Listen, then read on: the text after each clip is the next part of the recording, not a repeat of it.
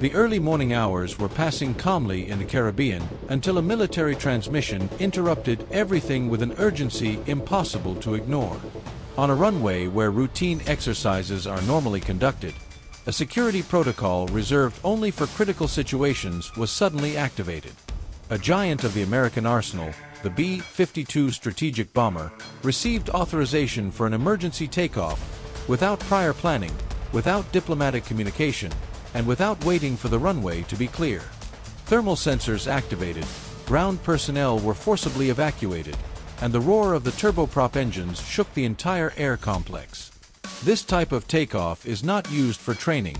It is used when time can determine the outcome of a conflict. Minutes later, Venezuelan radars registered something unusual. An ascending signal showing a speed and altitude uncharacteristic of a conventional flight. There was no programmed route, no international announcement, no authorization. Just a B-52 moving as if responding to a trigger that couldn't wait. And as the bomber disappeared into the sky, a question began to echo through Venezuela like a silent lightning bolt. What emergency could force the United States to launch one of its deadliest aircraft from the Caribbean at full speed? Before starting this video, remember to subscribe and like it. Nothing on an airbase happens without a reason, and when the personnel received the order to clear the runway for immediate takeoff, everyone understood something serious was happening. The B-52 Stratofortress is not an aircraft that moves on a whim. It is one of the most feared strategic bombers on the planet, a symbol of American nuclear power. Its presence at a Caribbean airport was already unusual, but to see it initiate an emergency takeoff at full speed, ignoring standard protocols, shook even those accustomed to working under pressure. The technicians were paralyzed as the turbofan engines roared to full power without prior testing, while the crew hastily sealed the cockpit. There were no safety checks, no systems count, no diplomatic warning. The B-52 was taking off because it couldn't afford not to. The aircraft began to taxi with such aggression that the support vehicles barely had time to move out of the way. There was no sign of fire, no spilled fuel, and no obvious technical failure. Everything seemed functional, except for the extreme speed at which the operation was unfolding. The metallic vibration of the runway revealed the power of the behemoth as it reached a takeoff speed far beyond normal parameters. It was a desperate getaway, as if time were ticking against something no one on the ground understood. When the B-52 lifted its nose and broke away from the ground, it left behind a turbulent wake unlike anything seen in a normal takeoff. The baffling part came next. Its climb was direct, vertical, propelling the aircraft to its operational altitude in a fraction of the usual time. Minutes later, in Venezuela, air traffic control centers began registering an ascending thermal signature that didn't match any flight plan. Operators checked charts, compared signals, and ruled out possibilities. It wasn't commercial aviation, it wasn't a transport aircraft, it wasn't a fighter jet. The climb pattern was unique, a huge signal, slow horizontally but with a dizzying vertical acceleration. Confirmation soon appeared on the screen. Everything indicated it was a B-52. If that was correct, the question became unavoidable. Why was that bomber taking off so close to Venezuelan airspace, and in an emergency? The silence from the United States heightened the tension. Normally, a B-52 operates with coordinated logistics, support flights, resupply, and escorts. This time, no additional aircraft were detected. It was flying alone. That solitude, for many analysts, meant something sinister. Either it was heading to a critical mission that demanded absolute speed, or it was reacting to an unexpected threat. In either case, a B-52 in motion is not a signal that any country in the Caribbean or South America can ignore. Its mere presence implies the capacity to launch long-range munitions, conduct electronic warfare, deploy tactical drones, or act as a platform for covert operations. What happened next only deepened the confusion. The bomber didn't follow the logical route toward the North Atlantic or toward known U.S. bases.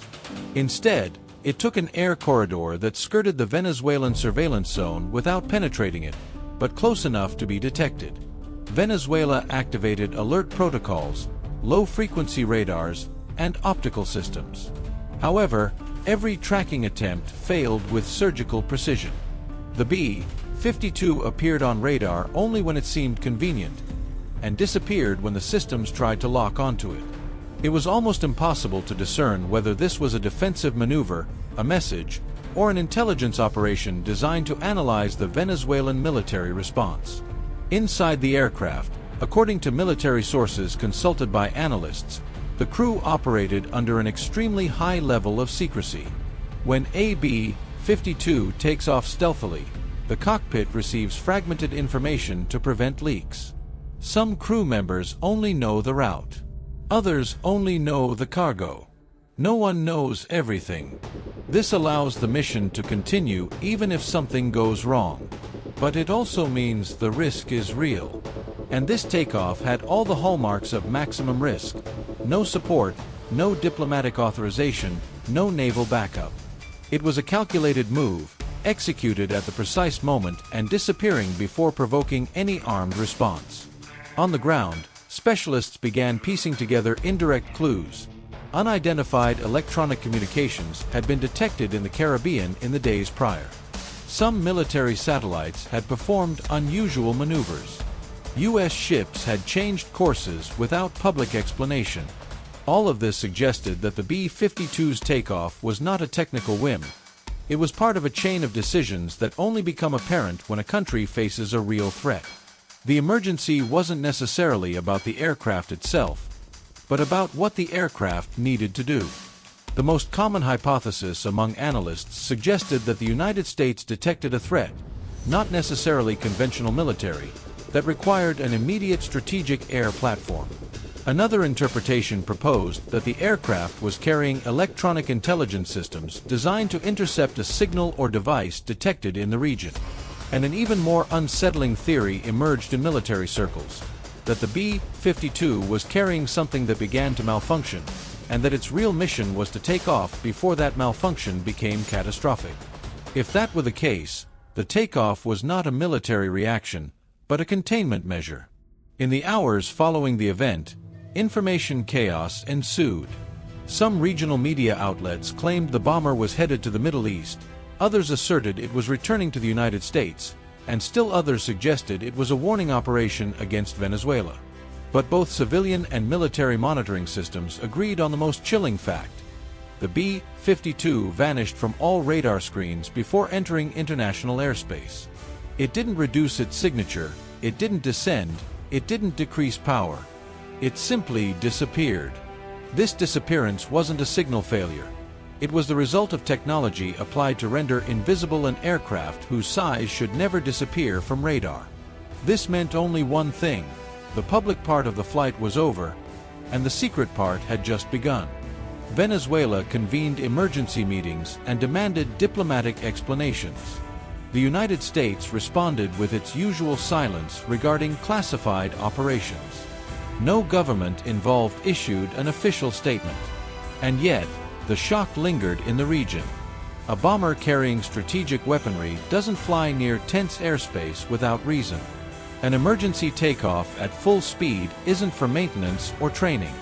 The absence of escorts doesn't indicate weakness, it indicates urgency. And a complete loss of radar signal simply means the mission continued where no one else can see it. The Caribbean was left in uncertainty, and Venezuela, which saw a gigantic signature briefly appear on its radar, could do nothing but watch as it vanished without a trace.